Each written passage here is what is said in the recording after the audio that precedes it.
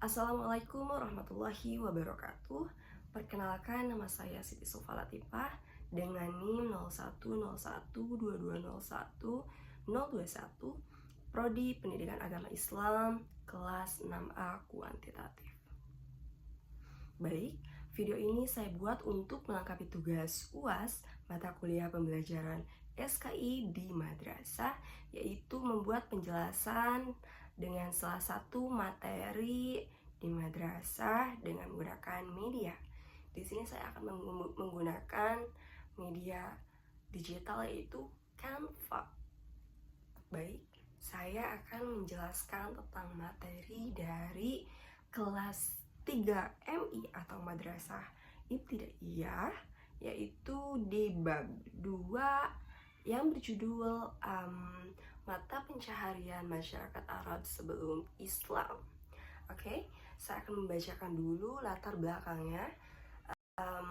Dari latar belakang yang saya bawakan yaitu penduduk yang tinggal di kota disebut dengan suku Hadari, artinya penduduk yang menetap di kota.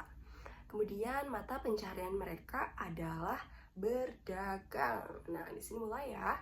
Kemudian sedangkan penduduk pedesaan disebut dengan suku Badawi atau yang disebut dengan Baduy ya, yang suka berpindah-pindah tempat. Nah, golongan penduduk inilah yang terbesar jumlahnya dibandingkan dengan penduduk lainnya, seperti itu.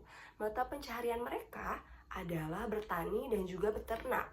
Nah, oke. Tadi saya sudah sebutkan kalau yang di kota itu mata pencahariannya yaitu berdagang. Kalau yang berpindah-pindah atau suku Badawi atau Baduy itu yang terbesar jumlahnya, dan mata pencaharian mereka yaitu bertani dan juga beternak, seperti itu. Oke, kita akan bahas satu persatu mulai dari beternak, bertani, dan juga berdagang. Oke, nomor 1 yaitu beternak. Nah, beternak atau suku Baduy Arab hidup dengan nomaden. Beternak sebagai mata pencaharian utama. Mereka berpindah mencari padang rumput dan mengonsumsi daging serta susu ternak mereka. Bulu domba juga dimanfaatkan untuk pakaian. Kelebihan hasil ternak akan dijual. Kekayaan di kalangan Baduy diukur dari jumlah hewan ternak, terutama dari biri-biri, kambing, dan juga untanya, seperti itu. Kemudian ada juga peternakan di perkotaan. Nah, bagaimana itu? Kemudian saya akan menjelaskan juga, selain Baduy, sebagian masyarakat perkotaan juga beternak, seperti itu ya. Baik mengembalakan ternak sendiri maupun milik orang lain. Kemudian ada juga tokoh-tokoh penting seperti Rasulullah SAW atau Nabi kita Nabi Muhammad, ya. Kemudian ada Umar bin Khattab, ada Ibnu Mas'ud juga pernah menjadi pengembala kambing. Nah, ternyata ada juga ya tokoh-tokoh Islam dari beternak ini. Oke, kalau yang tadi itu beternak, kalau yang sekarang itu bertani, nomor 2 ya. Oke, yang nomor 2 yaitu bertani. Dalam mata pencaharian masyarakat Arab sebelum Islam, selain dari tadi itu berternak, ada juga yang dinamakan dengan bertani. Mungkin kita sudah tidak asing lagi.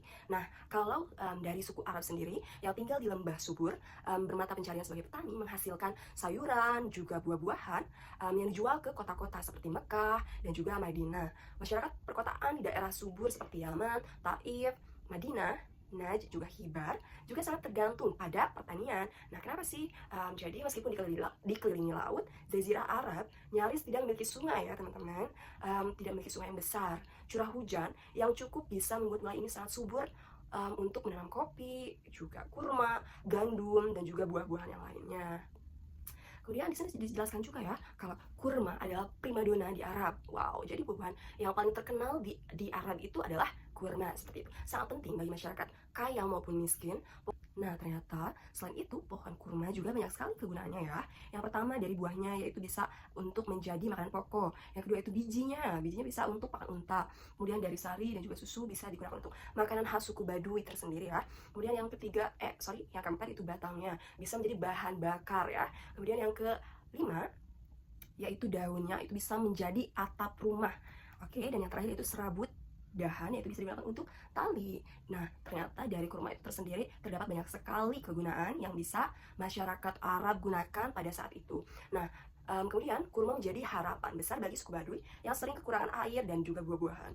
Kemudian ada juga wilayah subur lainnya, wilayah seperti pesisir pantai menghasilkan buah dan juga sayuran. Kemudian di sini disebutkan juga kalau Yaman adalah wilayah tersubur, menghasilkan gandum dan juga kopi dengan sistem tada hujan, jagung dan padi tumbuh subur di Oman.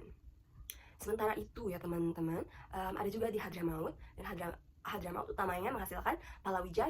Hasil pertanian ini menjadi komoditas perdagangan utama di Arabia. Nah, itu untuk sekilas penjelasan tentang bertani pada mata pencaharian masyarakat Arab sebelum Islam, seperti itu.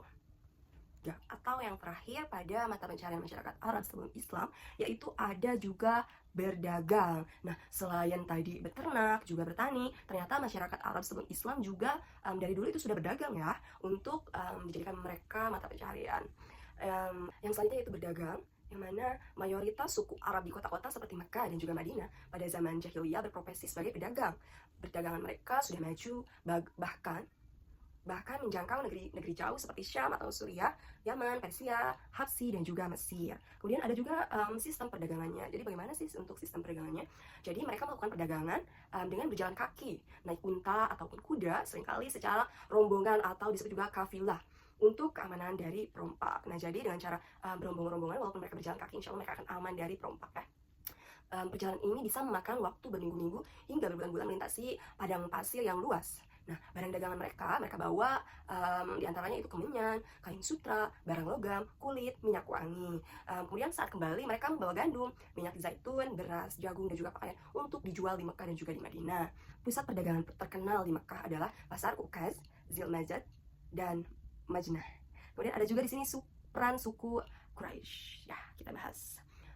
Kemudian yang selanjutnya ada juga peran suku Quraisy. Jadi suku Quraisy di Mekah memegang peranan penting dalam perniagaan di daerah Jazirah Arab. Belajar dari orang-orang Yaman yang ahli berdagang, keberadaan Ka'bah sebagai pusat ziarah juga mendukung aktivitas perdagangan mereka. Kemudian Allah Subhanahu wa taala bahkan mengabadikan perjalanan dagang penting suku Quraisy, yaitu perjalanan muslim dingin dari Yaman ke musim panas atau ke Syam, menunjukkan signifikasinya dalam perekonomian Jazirah Arab. Seperti itu. Nah, jadi seperti itu ya teman-teman, untuk materi yang bisa saya bawakan tentang mata pencaharian masyarakat Arab sebelum Islam pada tingkat kelas 2 di Madrasah Ibtidaiyah. Baik, mungkin hanya itu saja yang dapat saya sampaikan. Mohon maaf apabila terdapat banyak sekali kesalahan dalam pembuatan video ini. Baik, mungkin hanya itu saja yang dapat saya sampaikan. Mohon maaf apabila terdapat kesalahan atau penyampaian yang kurang pas dalam materi mata pencaharian masyarakat Arab sebelum Islam. Saya Sofa pamit undur diri.